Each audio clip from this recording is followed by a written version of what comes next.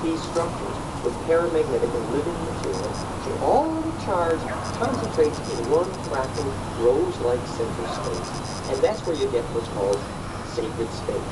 And you can measure that. You put a capacitor there. The place where the capacitor sees the most frequencies, harmonic inclusiveness, non-destructive charge depression, will be the place where you feel the sweet spot of Feng Shui. And it will be the place called sacred. And it will be the place Taoist Castaneda called the place of power. And it will be the place where seeds will germinate best. So we're actually saying, dear Feng Shui practitioner, dear architect, we're going to give you a paycheck at the end of your day if you have designed a living capacitor that will improve seed germination. So suddenly, architects have no excuse for building metal buildings.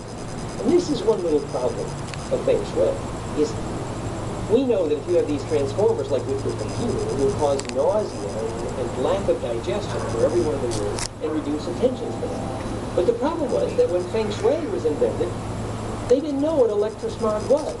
Whereas now we know the principle behind Feng Shui, which is create the electric field, which is fractal of all of life. And so we can correct and improve and complete the process of describing life force electric, which is the real beautiful rose behind Feng Shui. They always said a sharp corner was bad Feng Shui, but now we know the physics. That's the place where capacitance is bleeding.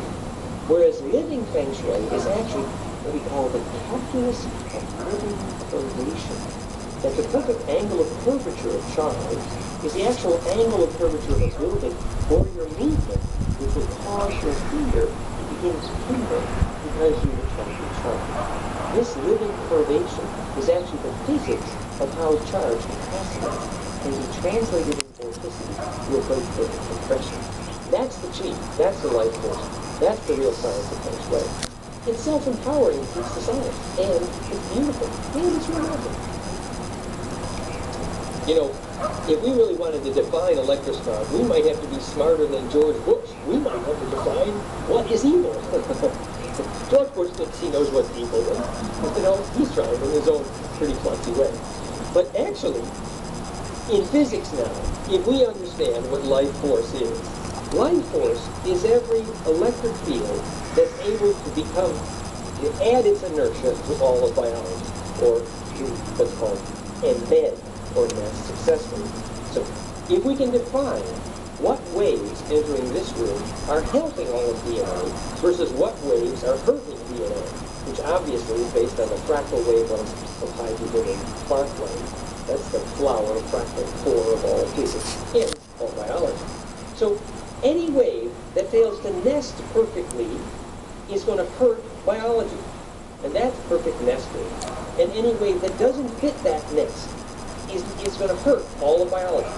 Practical example, definition of electrosmog. 50 and 60 cycle frequencies, the frequencies at which most of Earth's electric power is distributed. Those frequencies were chosen, mostly by testing, for the convenience of rotating generating systems at a time when they didn't have a clue that in biophysics, 50 and 60 cycles, the frequency of all our stupid electrosmog is actually